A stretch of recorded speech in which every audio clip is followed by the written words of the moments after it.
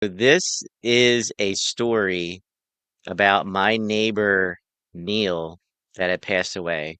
Now, Neil is one of those neighbors that you'll see outside cutting his lawn, mulching his yard, just doing any kind of yard work. And I never really talked to him that much, but I've seen him around. And I did talk to him on a few occasions. Like, for instance, when my kids were younger, he would stop down when he was going for a walk in the morning.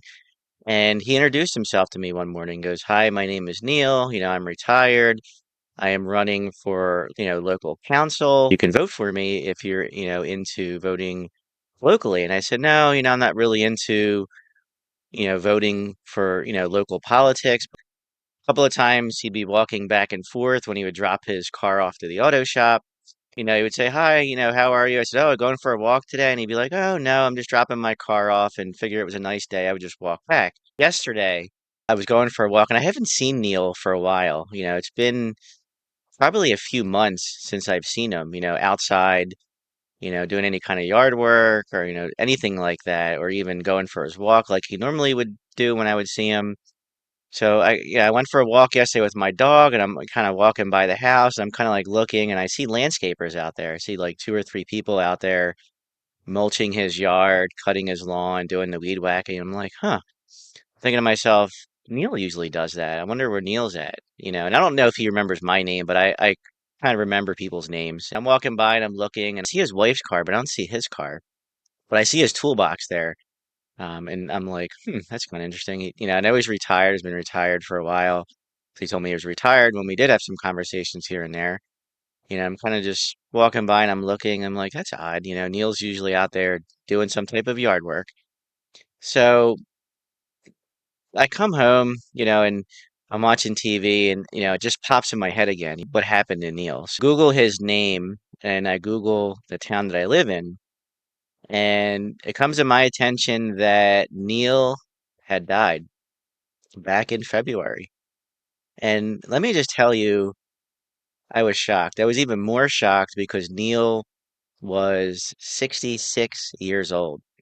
I am 45 years old. That's 21 years away from me. And I'm like, wow, like my life flashed before my eyes.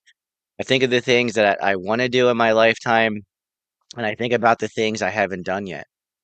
I want to go skydiving. I haven't done that yet. I wanted to do that when I turned 40, but I haven't done it yet. So that's kind of on my bucket list to do. I don't know if I'll ever get to it, but I have different things I want to do that I want to experience, while I'm still on this earth, and it scares you. Can you imagine just losing a loved one? I mean, it's happened to me. My mom had passed away.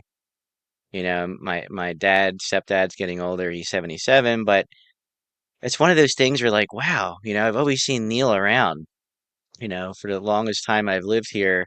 I've always seen him doing something outside. Like I said, going for a walk, or I'd drive by him sometimes in his vehicle, and he just wasn't there. And I got like this eerie feeling, like, when I was walking by the house, I got this eerie feeling that something wasn't right.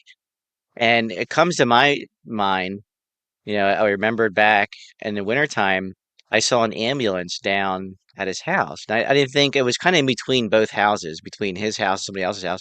So I really wasn't putting two and two together until I Googled his name and saw his obituary that he died at 66. I'm like, wow, you know, that ambulance was probably there for him. It kind of made me sit back and think, of all the things, again, it made me think about all the things I haven't done yet, all the things that I still want to do in this lifetime. 21 years is not a long way away. It's like right there. 21 years is almost here. Time just keeps flying by. A lot of us don't think about that. And I thought about it as a content creator, and I'm like wow, like it hit me hard. It kind of hit me hard. Even though I didn't know Neil that well, it just hit me hard because I'm like, I saw his age, and from the few times we interacted with each other, really nice guy, down to earth, real tall guy, mustache, you know medium sized build. I'm like, I just can't believe he's not here anymore. And as a creator, it makes you think about the time you have left on this earth. And as a creator, I think we should start spreading kindness to one another, and hard kindness. Hard kindness is just as good as kindness, right? Hard kindness is to the point, to the punchline. And of course, we all know what kindness is. Not all of us do, but most of us do. And I think as creators, we want to spread that. We want to spread kindness and hard kindness. And we also want to make sure that we are sharing value. Because why do we come on YouTube? We come on this platform to share some type of value, right? And with that value, we want to make sure we are uplifting one another as creators. I don't think there's enough uplifting on this platform. I feel like a lot of us are out for ourselves, and a lot of us have to watch out for ourselves. And that's just the nature of the beast. That's the way YouTube is. But you want to think about in the long run what you could actually be doing to help others. And that's very important while we're on this earth because you don't know how much time you have left to do it.